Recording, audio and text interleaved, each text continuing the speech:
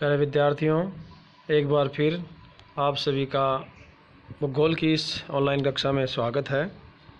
हम भारत का भूगोल में भारत के भौतिक प्रदेशों का अध्ययन कर रहे हैं।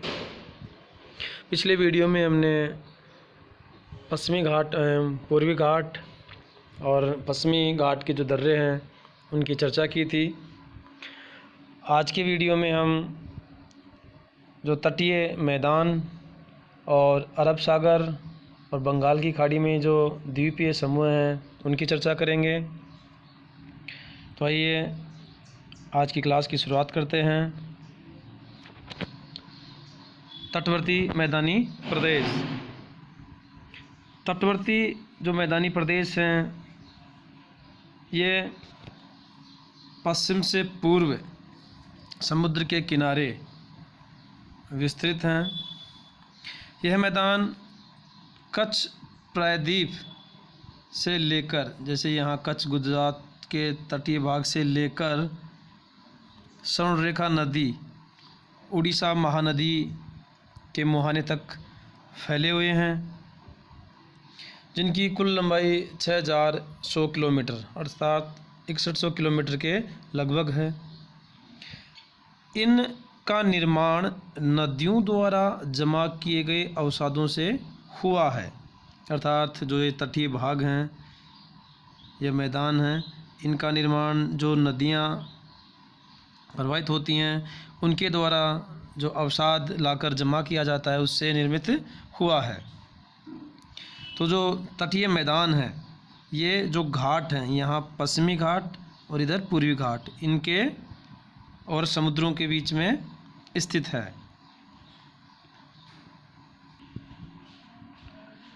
इस तटीय मैदान को मुख्यतः दो भागों में बांट दिया गया है। कच्छ से लेकर कन्याकुमारी तक का पश्चिमी तट और स्वर्णरेखा महानदी के मुहाने से लेकर कन्याकुमारी तक का पूर्वी तट।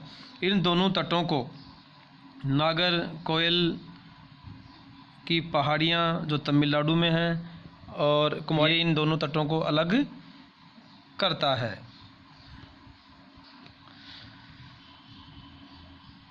पहला है पश्चिमी तटवर्तीय मैदान, मतलब यह मैदान कच्छ प्रायद्वीप से लेकर कन्याकुमारी तक विस्तृत है। यहाँ से लेकर ये यहाँ तक फैला हुआ है। ये सक्रिय मैदान है क्योंकि यहाँ जो पहाड़ी प्रदेश है उसके कारण जो नदियाँ हैं वो ज्वारीय नदमुख का निर्माण करती हैं, तो इतने ये चौड़े मैदान नहीं हैं।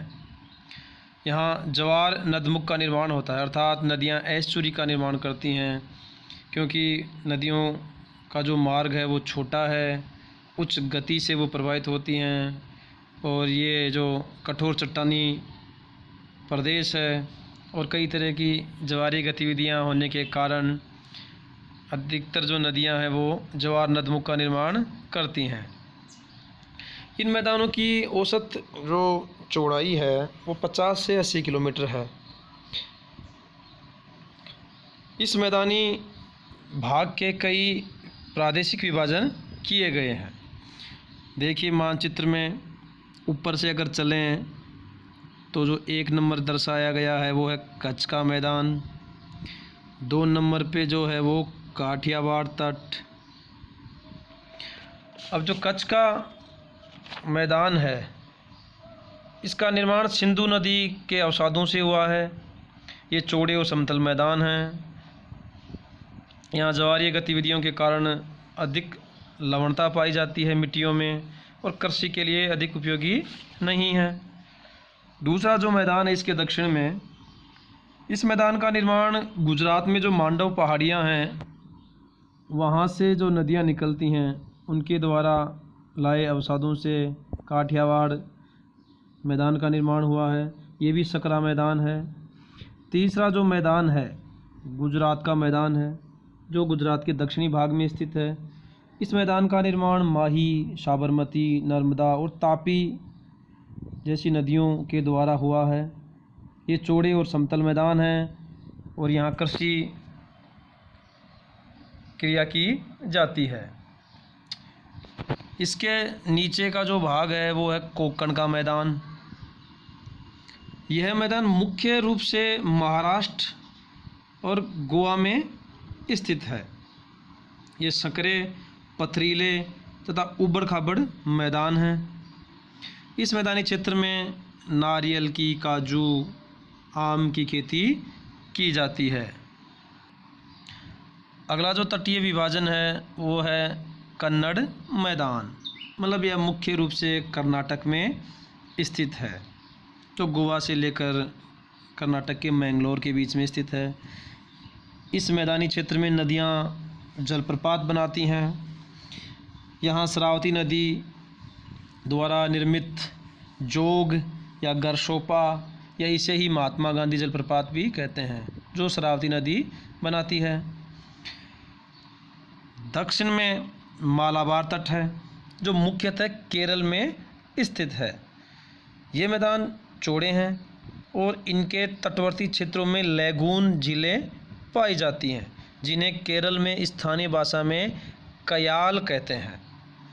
लैगून जो झीलें हैं उनमें कुछ मुख्य हैं वेम्बनाड झील, अष्टामुडी झील, पुनामादा झील। पुनामादा जहाँ प्रतिवर्ष नौका दौड़ होती है, नेहरू ट्रॉफी, वल्लमा काली। तो इस तरह पश्चिमी तटीय मैदान का प्रादेशिक विभाजन किया गया है उत्तर से दक्षिण, जिसमें कच्छ, काठियावाड़, गुजरात, कोंकण, कन्नड़ और मालाबार के तट मुख्य हैं। पूर्व की तरफ जो भाग है वो पूर्वी तटीय मैदान है, जो पश्चिमी घाट और अरब बंगाल की खाड़ी के बीच का जो मैदानी भाग है, जो नदियों द्वारा निर्मित है। अब ये जो पूर्वी तटीय मैदान है ये स्वर्णरेखा नदी से लेकर कुमारी अंतरीप अर्थात कन्याकुमारी तक स्थित हैं। ये मैदान चौड़े हैं क्योंकि यहाँ नदियों के द्वारा डेल्टा मैदान का निर्माण किया जाता है। इन मैदानों की चौड़ाई लगभग 100 से 150 किलोमीटर पाई जाती है। अब इन मैदानों का भी प्रादेशिक विभाजन किया गया है।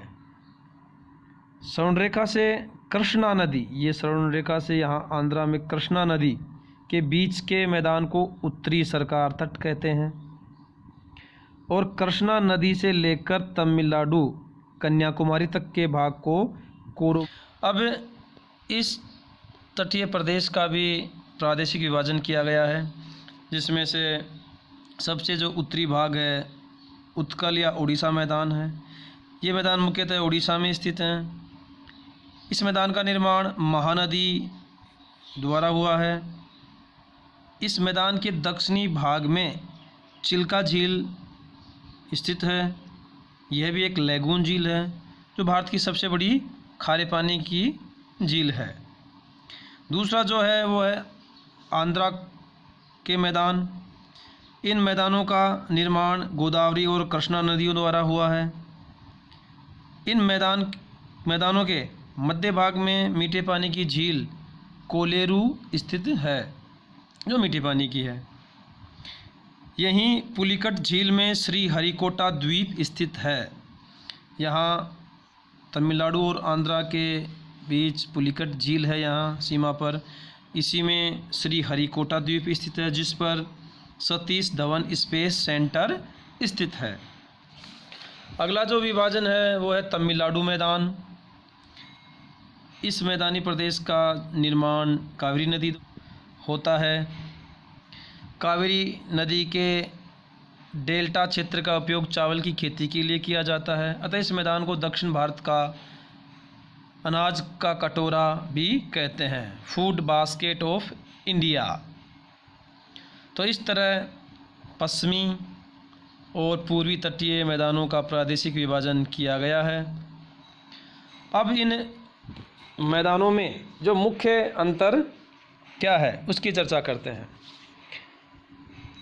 पश्चिमी तटवर्तीय मैदान कच्छ से कन्याकुमारी तक विस्तृत है और पूर्वी तटवर्ती मैदान स्वर्णरेखा नदी से कन्याकुमारी तक स्थित है।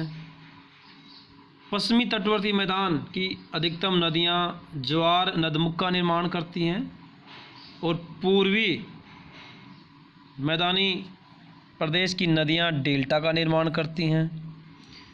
पश्चिमी तटीय मैदान की प्रमुख नदियों में साबरमती, माही, नर्मदा, तापी, शरावती आदि हैं, जबकि पूर्वी तटीय मैदान की नदियों में महानदी, गोदावरी, कृष्णा, कावेरी मुख्य हैं। पश्चिमी तटवर्ती मैदान संकरे हैं, जबकि पूर्वी तटवर्ती मैदान पश्चिमी तट की बजाय चौड़े हैं। पश्चिमी तटवर्ती मैदान ऊबड़ खाबड़ और पथरीले भूभाग हैं, जबकि पूर्वी तटीय मैदान डेल्टाई समतल मैदानी भाग है। पश्चिमी तट पर अधिक वर्षा प्राप्त होती है क्योंकि मानसून पवनों के सम्मुख स्थिति होने के कारण यहाँ अधिक बारिश होती है, जबकि पूर्वी तटीय मैदानों में कम बारिश होती है और यहाँ लौटते हुए मानसून से भी कोरोमंडल तट पर वर्षा होती है। तो इस तरह पूर्वी तट पर दक्षिणी पश्चिमी मानसून और उत्तरी पूर्वी मानसून दोनों ही मानसून से बारिश प्राप्त होती है। पश्चिमी तट में अधिक वर्षा होने के कारण लेटराइट मृदा का निर्माण हुआ है, जबकि पूर्वी तटीय भाग में जलोढ़ मृदा पाई जाती है। पश्चिमी तटीय भाग में काजू, नारियल, आम, मसालों की खेती होती है, जबकि पूर्वी तटीय भाग में खाद्यान्न मुख्यतः चावल की कृषि होती है। पश्चिमी तटीय मैदान की नदियां जलप्रपात बनाती हैं, जिनसे जल विद्युत उत्पादन होता है, जबकि पूर्वी तट मैदान की नदियां डेल्टा निर्माण करती हैं, जिससे कृषि क्रिया व नौवहन के लिए काम आती है। तो इस तरह पश्चिमी व पूर्वी तट का विभाजन किया गया है और इनकी क्या क्या मुख्य विशेषताएं थी, इसका अध्ययन हमने इस वीडियो में किया है।